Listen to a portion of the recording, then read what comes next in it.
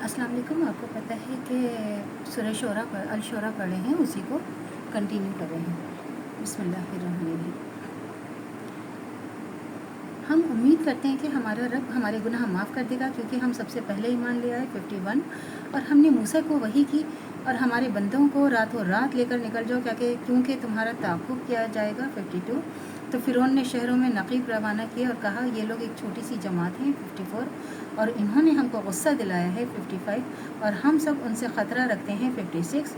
तो हमने उनको बागों और चश्मों से निकाल दिया है 57, और ख़जानों नफीस मकानात से निकाल बाहर किया 58, और इनके साथ हमने इस तरह किया कि बनी इसराइल को इनका वारिस बना दिया 59, और सूरज निकलते ही फ़िरौन ने मूसा और उनके साथियों को ताक़ुब किया 60।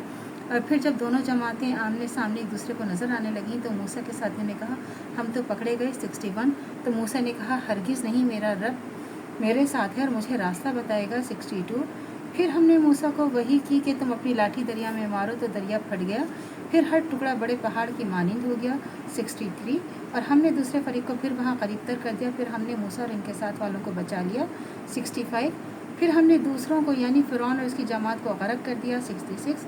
बिलाशुबह इस क़िस्से में बड़ी इबरत है और इनमें अक्सर लोग ईमान नहीं लाते 67। और बेशक आपका रब बड़ा ज़बरदस्त है और बड़ा ही रहम वाला है 68। और आप इनको इब्राहीम का हाल पढ़कर सुना दीजिए 69। जब उन्होंने अपने बाप और अपने कौम से कहा कि तुम किस चीज़ को पूछते हो 70, तो उन्होंने कहा कि हम बुतों को पूछते हैं और इन्हीं की पूजा पर कायम है 71।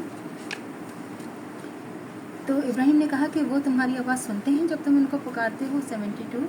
क्या वो तुमको कोई नफ़ा पहुंचा सकते हैं या तुमको नफ़ा दे सकते हैं 73। तो उन्होंने कहा कि नहीं, बल्कि हमने अपने बाप दादों को इसी तरह करते देखा है। और इब्राहीम ने कहा क्या तुमने उनको देखा भी है जिनको तुम पूछते हो 75।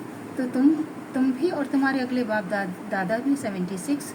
ये सब मेरे दुश्मन हैं, मगर हाँ रब्बुल आलमीन मेरा दोस्त है 77, जिसने मुझे पैदा किया है और वही मुझे रास्ता दिखाता है 78, और वही मुझे खिलाता और पिलाता है 79, और जब मैं बीमार पड़ता हूँ तो वही मुझे शिफा अता करता है 80, वही मुझे मारेगा और वही मुझे ज़िंदा करेगा 71, और इससे मैं उम्मीद करता हूँ कि वही क़यामत के दिन मेरी ख़ताओं को माफ़ करेगा 72। और ए मेरे रब, तू मुझे हिकमत अता फरमा और मुझे नेक लोगों में शामिल फरमा 73, और आने वाले लोगों में मेरा ज़िक्र जारी रख 74, और मुझे जन्नत नईम के मुस्तक़ीन में से बना 85, और मेरे बाप को बख्शिश अता फरमा क्योंकि वो मेरे गुनाहों में था 86। और जिस दिन लोग उठकर खड़े किए जाएंगे मुझे रुस्वा ना करना, जिस रोज़ ना माल काम आएगा और ना बेटे 88, मगर जो शख्स अल्लाह के पास पाक दिल लेकर आया हो वो बच जाएगा, और डरने वालों के लिए जन्नत करीब कर दी जाएगी 90। और दोज़ख गुमराहों के सामने ज़ाहिर की जाएगी और उनसे कहा जाएगा कि वो कहाँ हैं जिनको तुम पूजा करते थे 92। और खुदा की सिवा जिनको तुम पूछते थे क्या वो तुम्हारी मदद कर सकते हैं या ख़ुद बदला ले सकते हैं 93।